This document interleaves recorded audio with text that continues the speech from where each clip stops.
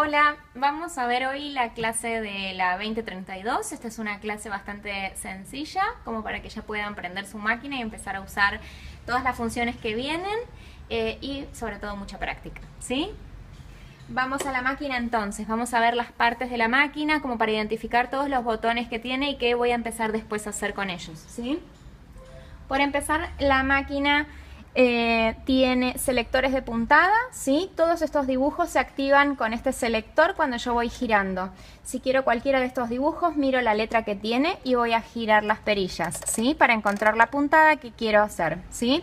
Siempre lo hacemos en sentido de las agujas del reloj, excepto por las puntadas de ojal, que ahí sí las voy a girar a contrarreloj, ¿sí? Esta es una máquina que puede hacer ojales en 4 pasos, por eso la zona de ojal está indicada con los pasos que debo realizar. Cuando veamos el accesorio de ojal lo van a entender mejor, pero es para contarles qué es lo que tiene su selector de puntadas. También tenemos una perilla que maneja el largo de puntada, ¿sí? Podemos hacer puntadas desde 0 milímetros, es decir, que quede en el lugar. La zona de puntadas ideal para hacer los ojales, ya lo vamos a entender más adelante. Y luego vamos a tener los largos de puntada, que generalmente para costura utilizamos entre 2 y 3, ¿sí? Por ahora lo vamos a tener acá. Esta parte dibujada en rosa es de puntadas elastizadas. Como está pintada de rosa o de bordó, vemos que cuando yo la selecciono voy a activar todas las puntadas en rosado. Esto también lo vamos a ver ahora sobre una tela para que lo entiendan mejor. Esto quiere decir que mi máquina hace puntadas elastizadas, ¿sí? Vamos a quedarnos entonces, como siempre para coser, entre 2 y 3 en el largo de puntada. La máquina puede coser hasta con 2 hilos, por eso tenemos acá dos portacarreteles metálicos, son retráctiles. Cuando los bajo los debo bajar con cuidado para no dañarlos y puedo usar 1 o hasta 2 si utilizo una doble aguja, ¿sí? Luego vamos a tener entonces tensor del hilo y todas estas partes que debemos respetar el orden de los números cuando vamos a enhebrar, ¿sí? Si quieren vamos a empezar con lo que es el bobinado de la máquina.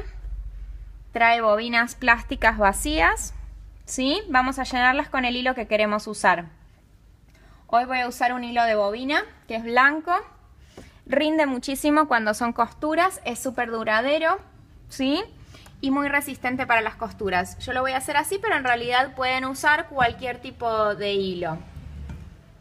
Yo lo que recomiendo es usar hilos de poliéster.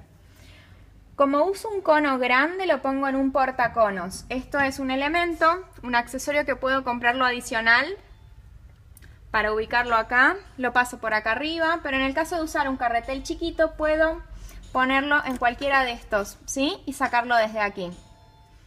Entonces, vamos a pasarlo por enfrente de un carretel para que la máquina tome como si tuviera una bobina chica o un carretel chiquito. Esto es importante, cuando voy a bobinar debo pasar el hilo por este tensor. Hay como una tuerquita que hace presión sobre el hilo y esto debe ser presionado para que el hilo salga con buena tensión. Cuando enhebro, voy a hacerlo de esta forma. Hay gente que tiene otras formas de hacerlo, a mí me gusta hacerlo de esta forma, pasar el hilo por uno de los agujeritos que tiene la bobina, ¿sí? Y lo siento aquí, que es en el es un carretel pequeñito para sostener la bobina. Esto entra a presión y luego lo tengo que mover.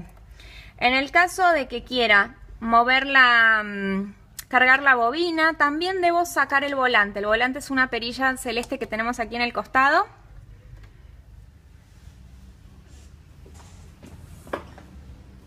La saco hacia afuera, porque si no la saco va a mover la aguja. También voy a encender la máquina para poder hacer esto, ¿sí? Este es el cable de alimentación. La máquina, para poder funcionar, debe estar enchufada, ¿sí? Del mismo cable también hay otro cable que va a salir el pedal. Con un solo cable que yo enchufe ya se alimenta la máquina y se mueve el pedal cuando yo lo aprieto. Aquí tenemos entonces el encendido y el apagado, y una vez que yo la tengo encendida puedo realizar o costura o devanado de la bobina, que es lo que estamos por hacer ahora. Entonces dijimos que esto lo tengo que trabar de esta forma. Esto estaba así cuando la coloqué. La trabo hacia el costado y voy a sacar el volante hacia afuera. Generalmente está metido. Cuando quiero cargar hilo acá arriba saco hacia afuera. Cuando vuelvo a coser debo recordar meterlo porque si no la aguja no se va a mover, ¿sí? Una vez que lo tengo empiezo a pisar el pedal. Una vez que cargué varias vueltitas puedo cortar el hilo que estoy sosteniendo. Esto garantiza que la tensión empezó a colocarse en el lugar correcto y con la tensión correcta, y puedo seguir cargando la cantidad que deseo usar en ese momento. O si quiero llenar mi bobina, cuando llegue al tope máximo que hace contacto con ese plástico, la bobina dejará de moverse. Entonces quiere decir que llegó a su máximo llenado, ¿sí? Quiero que lo vean. Va a detenerse. Hace un sonido como que ya no puede cargar más.